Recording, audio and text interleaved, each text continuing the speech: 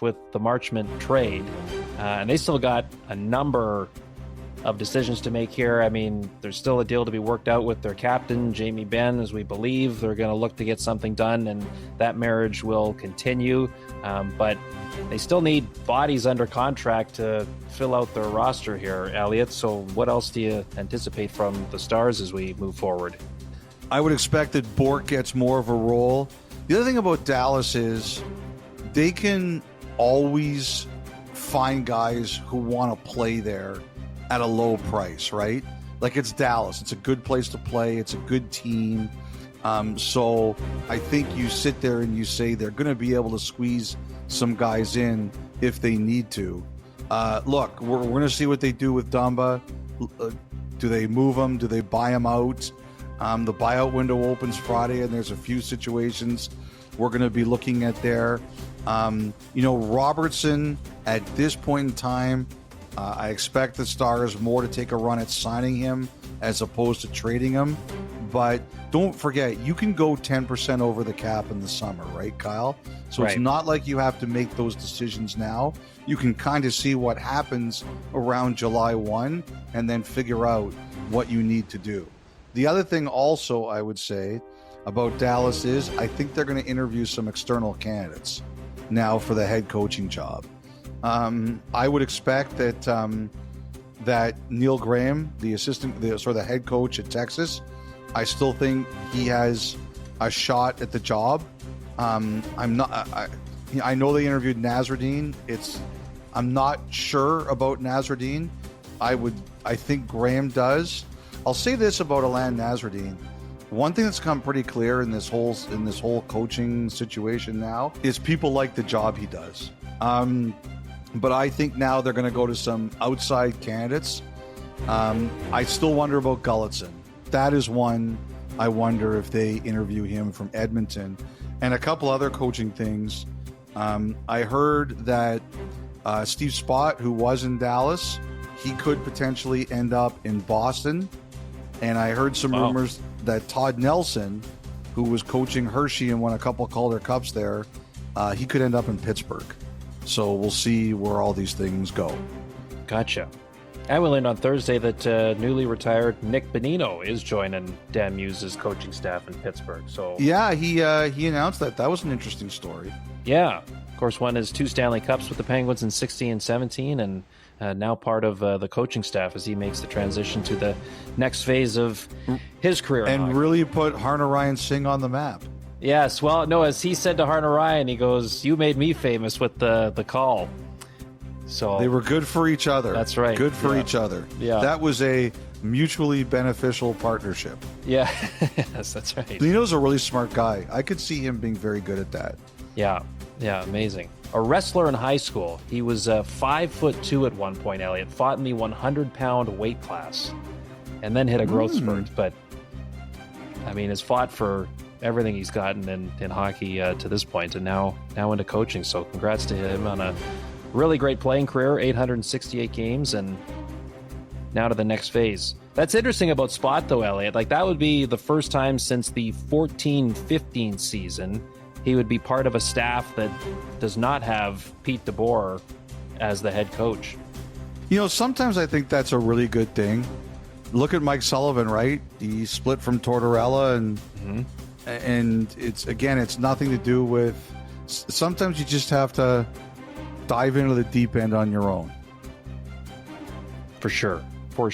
You mentioned the buyout window opening today. I mean, is there anything specific you're keeping an eye on early, or were you just waiting a bit?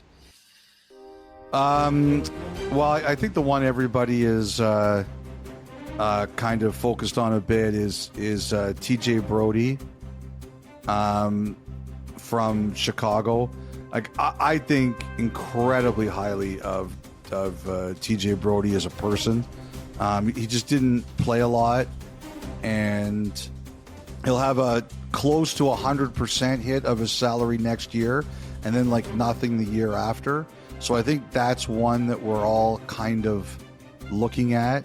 I think people are looking at Justin Holl, Detroit. We mentioned Dumba before. Those are some of the names we're looking at. Philip Grubauer of Seattle.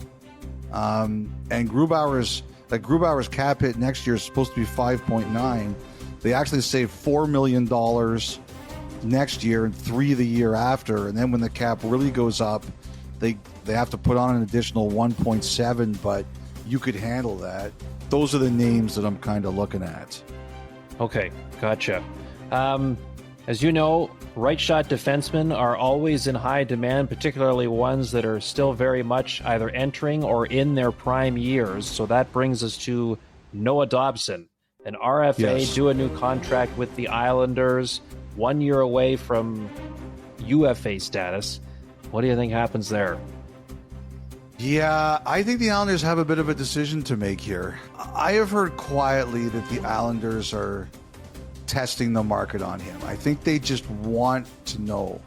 I know there have been a lot of Romanov rumors, but I've had a few people tell me that Dobson is the guy really to keep an eye on. And at this point in time, I don't even know if they do it, but I think like they know if he is what he can be, he's an 8-figure guy, right? And since you're a year away from free agency, you know, you've got a few different things you can do. You can sign him now and then trade him later if it doesn't work. You can try to go for a 1-year deal and walk him right to free agency. But that's risky because you can really upset the players. We saw with Swayman. Or, you know, arbitration is a really hard thing. Or you can deal him now. And I think the Islanders are investigating all possibilities. You know, I think they know he's going to be an 8-figure guy.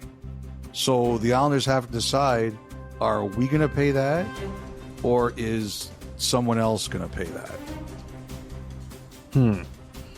And you think Dobson being the one that they're looking at, because in theory that could command the type of return they may be looking for as they try to get back to being a playoff team after what was a rough last season?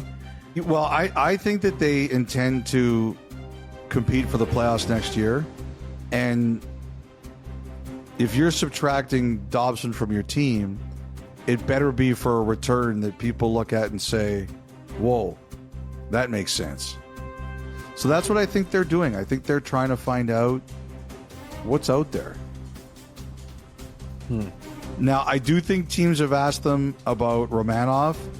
I also think that price is very high, but also Romanov is not going to be in a salary structure that you're afraid of. And again, I don't think you're afraid of Dobson's number if you feel he's going to produce. I just think the number you're going to commit to with Dobson, it's a big number. And I think the Islanders want to know what all their options are. All of them. 25 years old. In theory, a lot of good hockey still ahead for Noah Dobson. Oh, yeah. Like, I am not saying anything negative about this guy as a player. No, not at all. And it's, again, that's probably part of why they're weighing this, because, as you say, that's a big number if he's at his potential and could demand a very high return, because of how many teams would love to have a player of his caliber in their lineup. Okay, we'll keep an eye there. Fabian Zetterlund, Elliotte, 3-year deal in Ottawa, $4.275 million AAV.